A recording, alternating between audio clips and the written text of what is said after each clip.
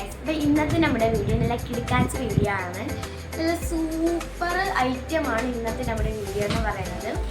Mastering എങ്ങനെ ഉണ്ടാക്കണം എന്നുള്ള രീതിയാണ് ഇന്നത്തെ നമ്മുടെ വീഡിയോ. സിമ്പിളായിട്ട് നമുക്ക് ഉണ്ടാക്കുന്ന ഒരു ഐറ്റമാണ് മാസ്റ്ററിങ്. നേരെ നമുക്ക് വീഡിയോയിലോട്ട് പോകാം. നമ്മൾ അപ്പോൾ ആദ്യം നമുക്ക് 2 കപ്പ് അരിപ്പൊടി അളന്നെടുക്കാം. അതിനുശേഷം ചട്ടിയെടുത്ത് ഈ അളവിച്ചെടുത്ത അരിപ്പൊടി അതിലോട്ട് ഇട്ട് കൊടുക്കണം. എന്നിട്ട് വറുത്തെടുക്കണം ചെറുതായിട്ട്. അത് കഴിഞ്ഞ് അരിപ്പൊടി എടുത്ത അളവ് തന്നെ വെള്ളം എടുക്കണം. 1/2 ടീസ്പൂൺ മഞ്ഞൾപ്പൊടിയും 1 ടീസ്പൂൺ ജീരകവും ഇട്ട് കൊടുക്കണം.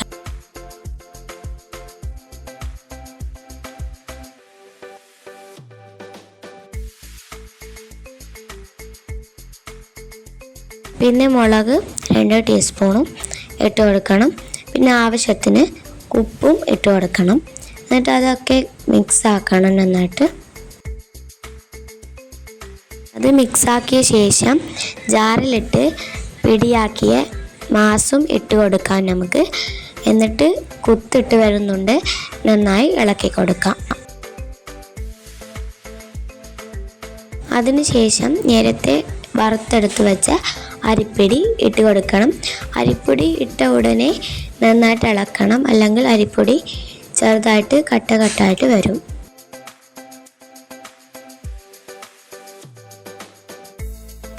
ഇളക്കി കഴിയുമ്പോൾ അതിൻ്റെ കളറ് മാറി വരും. അടുപ്പ് ഓഫാക്കിയിട്ട് അത് എളിച്ച് വേറെ പാത്രത്തിലോട്ട് മാറ്റണം.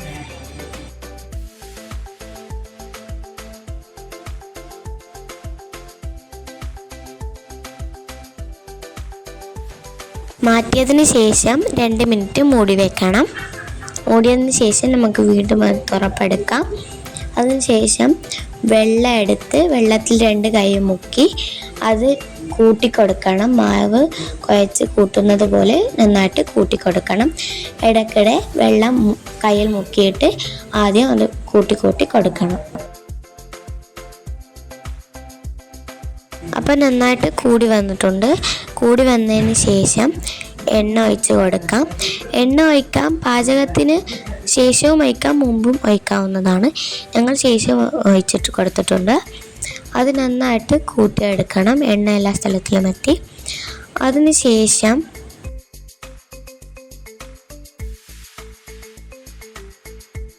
വെച്ച് നിങ്ങളുടെ കയ്യിൽ എണ്ണ പുരട്ടണം.